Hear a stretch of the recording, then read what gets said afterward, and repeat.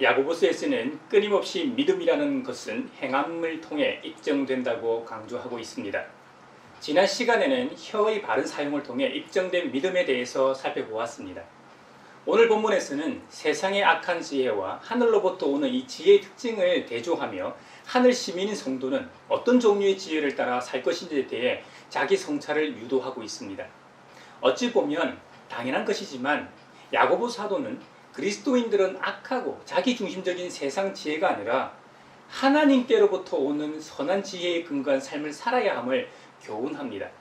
지난 시간과 마찬가지로 1차적인 대상은 초대교회 당시 가르치는 위치에 있었던 선생된 자들에게 하는 메시지입니다만 궁극적으로는 하나님의 백성된 모든 그리스도인들에게 하시는 메시지일 겁니다. 교사된 자들은 지혜와 총명이 있다고 하면서도 오히려 실생활에 있어서는 이기적이고 세상적인 욕망으로 가득 찬 사람들로서 성도들 간의 분쟁과 다툼을 일으키는 어리석은 자들이었다는 것이죠. 반면 하늘로부터 오는 참 지혜는 이기적이거나 편협한 개인주의적인 성향을 띠지 않고 타인을 배려하고 반드시 착한 행실로 나타나므로 그들의 믿음이 진짜 임을 보여줄 수밖에 없다는 것이죠. 이것은 무엇을 의미합니까? 일반적으로 지혜라는 것은 좋은 것 아닙니까? 하지만 모든 지혜가 반드시 선하고 의를 이루는 것은 아님을 보여줍니다. 야고보서에 의하면 지혜라고 하는 것이 하나님으로부터 오는 것만 있는 것이 아니라 하나님과 대치되는 세상적이고 정욕적이며 마귀적인 지혜도 있다는 겁니다. 한마디로 하늘에 속한 지혜가 있는가 하면 세상에 속한 지혜가 있다는 것이죠.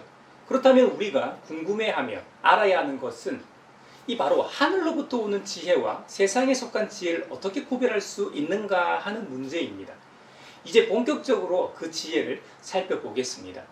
야고보 사도에 의하면 세상에 속한 지혜는 다음과 같습니다. 시기심과 경쟁심을 동반함으로 다툼을 유발할 수밖에 없다는 것이죠. 그래서 시기심과 경쟁심이 있는 곳에는 혼란과 온갖 악한 행위로 인해 분쟁과 분열이 생길 수밖에 없다는 것이죠. 그러므로 이런 지혜는 하늘에서 내려온 것이 아니라고 합니다. 땅에 속한 것이요, 육신에 속한 것이고 악마에게 속한 지혜라고 단언하고 있습니다. 선을 이루려는 목적에서 나온 것인지 이기적인 마음에서 나온 것인지 그 지혜의 출발점을 보면 그것이 세상적 지혜인지 아니면 하늘로부터 온 지혜인지 구별이 가능하다는 말입니다. 우리의 대적 마귀는 하나님처럼 높아지려고 하나님의 보좌를 탐낼 궁리를 하다 결국 지상으로 쫓겨났습니다. 그 쫓겨났던 자로부터 유혹을 받은 아담과 하와 역시 뱀의 유혹으로 하나님처럼 눈이 밝아지려는 이 욕심 때문에 범죄하지 않았습니까? 하나님께서 손수 직접 빚어내신 아담과 하와마저 세상 지혜로 인해 범죄하였다면 우리는 어떻겠습니까? 이런 사례는 교회 안에서 쉽게 찾아볼 수 있습니다. 빌립보 교회의 유력한 두 일꾼이었던 유오디아와 순두개는 봉사에 대한 경쟁적 열심으로 인해 오히려 초대교회에 분란을 일으켰다고 사도 바울은 증언하고 있습니다. 그래서 바울은 그들의 불화를 끝내고 서로 화해하도록 권면했던 것이죠. 이들 모두가 시기와 다툼에서 출발된 헛된 이 지혜의 배단일 겁니다. 세상으로 쫓겨난 마귀는 세상 천지에 이 죄악의 씨를 뿌려 놓았습니다. 하늘과 땅의 평화를 깨고 땅과 땅의 평화를 깼도록 온갖 종류의 불이 곧 불신앙적 씨앗을 뿌려 놓았다는 말입니다. 그래서 세상에는 온갖 악행과 소란이 끊이지 않는 것이죠. 각국마다 군비 경쟁을 하는 것도 이런 이유일 겁니다. 미소 냉정 시대만의 일이 아닙니다. 요즘은 경제적 부로 인해 중국이 과도한 이 군비 경쟁을 촉발시키고 있지 않습니까? 이것은 동북아의 평화만을 위협하는 것이 아닙니다. 인류 문명의 몰락을 초래할지도 모릅니다. 왜? 군비 경쟁을 하는 국가 외의 절대 다수가 지구 최후의 날을 기다려야 합니까? 이 모든 현실은 결국 시기와 다툼에서 비롯된 잘못된 지혜의 결과들입니다. 그래서 야고보 사도는 행여라도 시기와 다툼에서 나온 지혜가 있다면 자랑하지 말라고 경고하는 것입니다. 하지만 우리는 얼마나 자랑하기를 좋아합니까? 중국이나 북한 등 사회주의 국가들은 자신들의 국력을 과시하기 위해 건국기념일 같은 이 국가 주요 날짜마다 군사 퍼레이드를 함으로 자국의 최첨단 무기들을 과시하고 있습니다. 러시아의 데모노 톨스토이는 말하기를 헛된 지혜를 두려워하십시오. 세상 모든 악이 여기서 비롯됩니다 하고 말하였습니다. 모든 악의 근원이 헛된 지혜임을 지적한 것이죠. 반면 하늘로부터 오는 지혜는 다음과 같습니다. 우선 순결합니다. 다음으로 평화롭습니다. 그리고 친절하고 온순하고 자비와 선한 열매가 풍성하고 편견과 위선이 없다고 합니다. 야고보 사도는 하늘의 지혜를 언급하면서 마태복음의 팔복을 연상케 하는 8가지 지혜의 열매를 언급하고 있습니다. 무엇보다도 평화를 이루게 된다는 겁니다. 심지어 정의를 외쳐도 정의의 열매가 분열을 조장하는 것이 아니라 바로 평화라는 겁니다. 이럴 수밖에 없는 근거가 지혜의 근원이신 하나님은 질서와 화평의 하나님이시기 때문입니다. 그래서 사도 바울은 고린도전서 14장 33절에서 하나님은 무질서의 하나님이 아니라 평화의 하나님이십니다 라고 여러 가지 은사에 대하여 설명하면서 증언하였습니다. 야고보 사도가 말하는 지혜의 열매 8가지도 마찬가지입니다.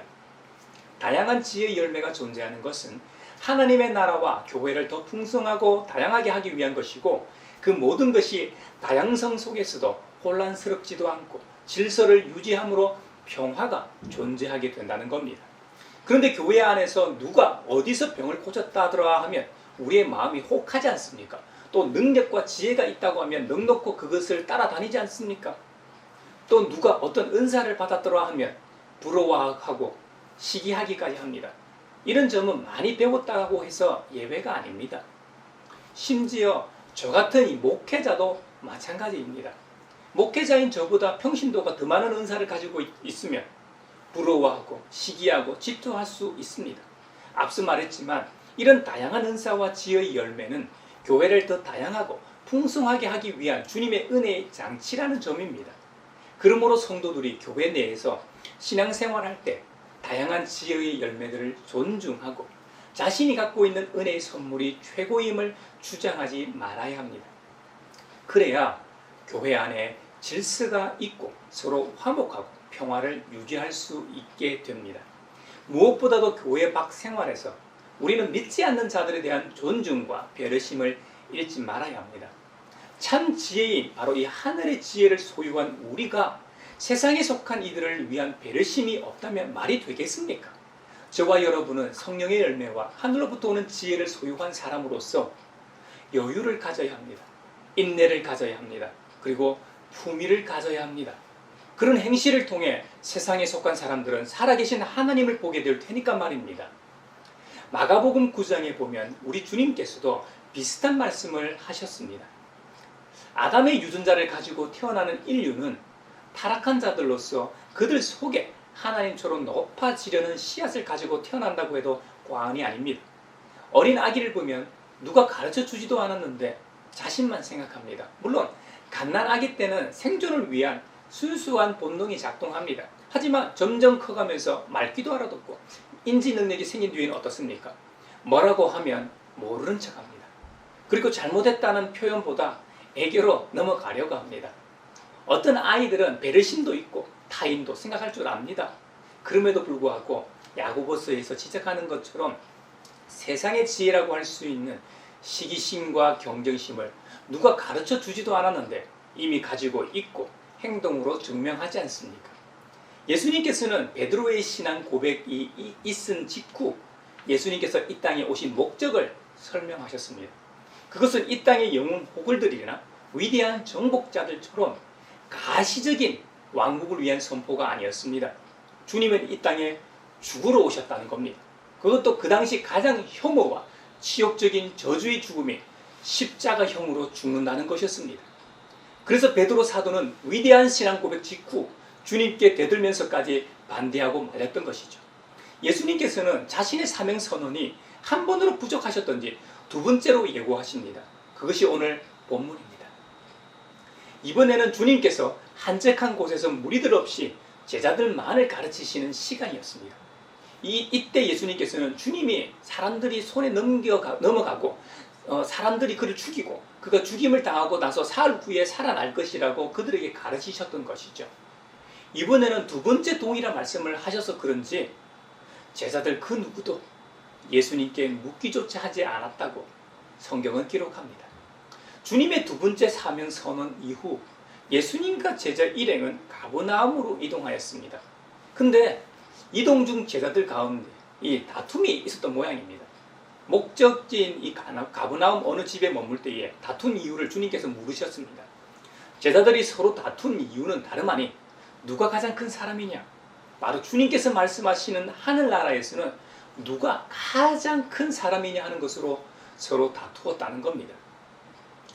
이에 예수님께서는 12 제자들을 불러놓고 말씀하셨습니다. 누구든지 첫째가 되고자 하면 그는 모든 사람의 꼴찌가 되어서 모든 사람을 섬겨야 한다고 말씀하시면서 어린이 하나를 데려다가 그들 가운데 세우신 다음에 인자하게 그 꼬마를 꼭 껴안아 주시고는 말씀을 이어가셨습니다. 누구든지 내 이름으로 이런 어린이들 가운데 하나를 영접하면 그는 나를 영접한 것이요, 누구든지 나를 영접하는 사람은 나를 영접하는 것보다 나를 보내신 분을 영접하는 것이다 하고 엄히 말씀하셨습니다. 하지만 주님께서는 주님의 사명 선언에 대항하는 베드로를 향해 책망하셨죠. 왜 그러셨습니까? 주님은 이 땅에 여느 사람들처럼 섬기기를 좋아하시는 분이 아니시기 때문입니다. 주님께서는 이렇게 말씀하셨죠. 나는 섬김을 받으러 오지 않았다. 도리어 섬기려 왔다. 내 목숨을 많은 사람의 대속물로 주러 왔다고 선언하셨습니다. 섬김의 역설입니다. 섬김으로 세상을 사랑하셨고 그 섬김으로 세상에 평화를 주셨습니다. 이것이 주님께서 선호하시는 방법입니다. 그러므로 그리스도인이 저와 여러분도 주님의 방법대로 섬김을 받기보다는 섬기는 자리를 자처하고 섬김을 우리의 기호로 삼고 즐겨야 하겠습니다. 반면 세상에서 평화가 깨지는 경우를 보십시오. 대부분은 자기의 지혜를 자랑하다 생깁니다. 한마디로 자기 자랑이 많아질수록 분쟁과 다툼, 소란이 발생한다는 겁니다. 이것은 자기의 유익을 구하기 때문이죠. 예전에 많이 불렀던 찬양 중에 나의 만족과 유익을 위해 가지려 했던 세상 일들 이젠 모두 다 해로 여기고 주님을 위해 다 버리네. 내 안에 가장 귀한 것 주님을 알미라. 모든 것 되시며 의와 기쁨 되신 주 사랑합니다 라는 노래입니다. 대부분의 이 세상 일이 나의 만족과 유익을 위한 것이 주 아닙니까? 물론 유네스코나 코이카 같이 봉사활동을 주로 하는 귀한 단체들도 있습니다만 대부분은 그렇지가 않죠. 대기업에서 많은 돈을 들여 대사회적으로 무슨 일을 하는 것도 순수한 의도는 아닙니다. 결국 기업 홍보나 이미지 때문에 하는 거 아닙니까?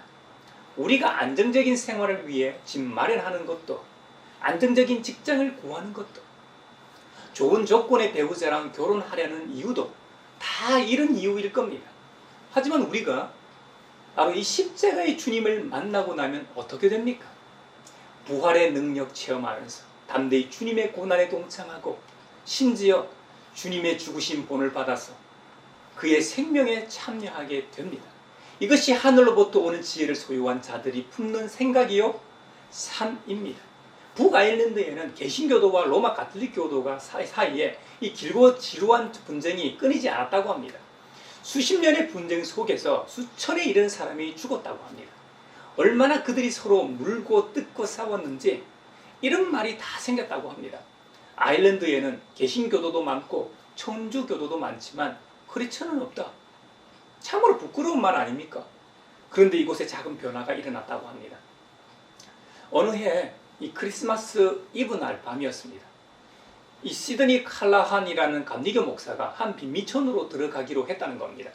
이것을 안 경찰 당국이 적각 말렸을 정도로 그곳은 위험한 곳이었습니다. 하지만 이 칼라한 목사는 성가대 대원들과 함께 그곳으로 들어가 크리스마스 캐롤을 불렀다고 합니다. 캐롤 소리가 들리자 한 집, 두 집 불이 켜지면서 함께 나와서 이 캐롤을 부르기 시작했다는 것이죠. 이때 이 칼라한 목사는 외쳤습니다. 사람의 얼굴을 가진 사람을 싫어하는 것은 크리스천이 아닙니다. 세상 지혜는 오직 자기의 주장과 이익을 위해 싸움도 마다하지 않습니다. 하늘로부터 오는 지혜는 자기의 생명과 희생을 무릅쓰고서라도 평화를 만든다는 겁니다. 우리 주님처럼 자기의 마음의 벽을 허물고 자기의 생각과 가치관의 벽을 먼저 허물게 됩니다. 그리고 이웃과의 사이에 쌓인 높은 담을 허뭅니다. 이것이 그리스도인인 저와 여러분이 추구해야 할 참된 지혜의 열매일 겁니다. 물질의 복과 같은 복도 귀한 것이겠지만 이것이 진짜 복이 아니겠는지요? 우리 주님께서 산산수훈 팔복에서 뭐라고 말씀하셨습니까? 평화를 이루는 사람은 복이 있다. 하나님이 그들을 자기의 자녀라고 부르실 것이다. 할렐루야! 이것이야말로 복 중에 복일 겁니다.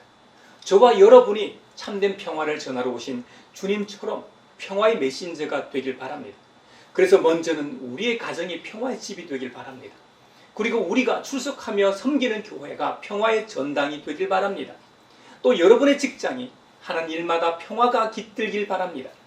우리는 평화를 위해 주님께 간구해야 하겠습니다. 야고보서 4장에 보면 하나님께 기도하고 간구할 때 얻지 못하는 경우가 있다고 말씀합니다.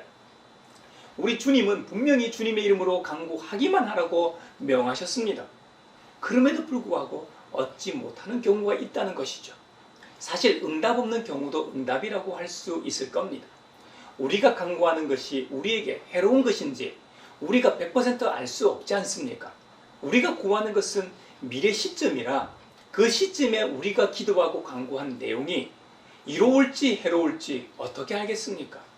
천지를 지으신 창조주이신 주님만 아시는 것이죠. 그러니 주님의 거절조차 은혜로운 응답이라 할 수 있는 것입니다. 다시 돌아가 응답되지 않는 경우가 명시되어 있는데요. 구하지 아니하면 당연히 응답이 없겠죠. 하지만 구하였는데 응답이 없는 경우는 단 하나, 정욕으로 쓰려고 잘못 구하는 경우라는 겁니다. 자기 쾌락을 누리는 데에 쓰려고 잘못 구하기 때문에 응답이 없다는 겁니다. 우리가 잘못 구하지 않고 주님의 뜻에 맞게 가깝게 구할 수 있기를 바랍니다. 그러려면 하나님께로 가까이 가면 된다고 말씀하십니다. 그러면 하나님께서 우리에게로 가까이 오신다는 겁니다.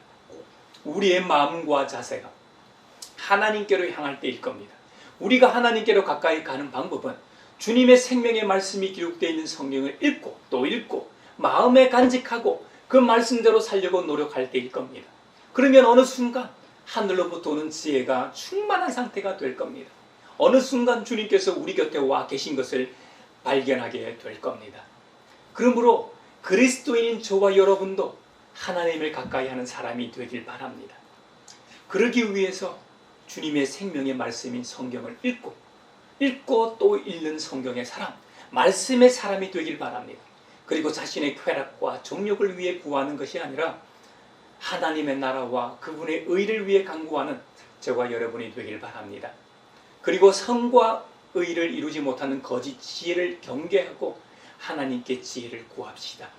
오늘 야고보 사도가 언급한 8가지 지혜의 열매를 착한 행실과 온유함으로 결실하여 우리가 소유한 지혜가 하늘로부터 온 참된 지혜인 것을 증명하는 증인으로 살아가는 저와 여러분이 되길 바랍니다.